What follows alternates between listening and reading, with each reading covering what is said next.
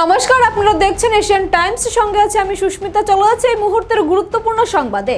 শীতকালীন বিধানসভা অধিবেশনকে সামনে রেখে ককবরক ভাষাকে রোমান স্ক্রিপ্টে মান্যতা দেওয়ার দাবি নিয়ে গান্ধী মূর্তির পাদদেশে টিএসএফ এর বিক্ষোভ কর্মসূচি সংঘটিত হয়। আপনাদেরকে আবারও জানিয়ে রাখছি, শীতকালীন বিধানসভা অধিবেশনকে সামনে রেখে ককবরক ভাষাকে রোমান স্ক্রিপ্টে মান্যতা দেওয়ার দাবি নিয়ে গান্ধী মূর্তির পাদদেশে টিএসএফ এর বিক্ষোভ কর্মসূচি সংঘটিত হয়। আমরা 1968 থেকে আমাদের একটাই মূল দাবি ছিল যে ককবরক ভাষাটাকে রোমান স্ক্রিপ্টে মান্যতা দেওয়া।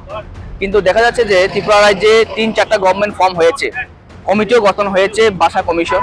তাতেও মেজরিটি কমিশনের রিপোর্ট মেজরিটি রোমান স্ক্রিপ্টের পক্ষে গিয়েছিল। কিন্তু সরকার আজ অব্দি ওরা ব্যর্থ যে ত্রিপুরা রাজ্যের ত্রিপুরা ভাষাদের যে একটা মাতৃভাষা আছে, ওই ভাষাটাকে ওরা একটা সঠিক দিক দিয়ে নিয়ে যেতে ওরা আজ পর্যন্ত ওরা ব্যর্থ।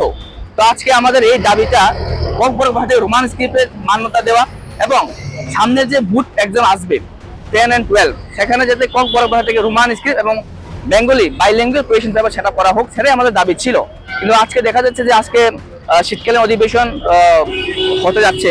তো আমাদের আজকে এটাই আমাদের এই আন্দোলন থেকে আমরা এটাই বার্তা দিতে চাই যে অ্যাসেম্বলির মধ্যে যাতে আমাদের এই আওয়াজটাকে মিনিস্টাররা সরকাররা যাতে আমাদের এই আওয়াজটাকে শুনে ওরা এবং আমাদের জন্য ওরা কথা বলে এবং একটা সলিউশনে যাতে সরকার নিয়ে যায়, সেটাই আমাদের একটা আজকের এই আন্দোলন।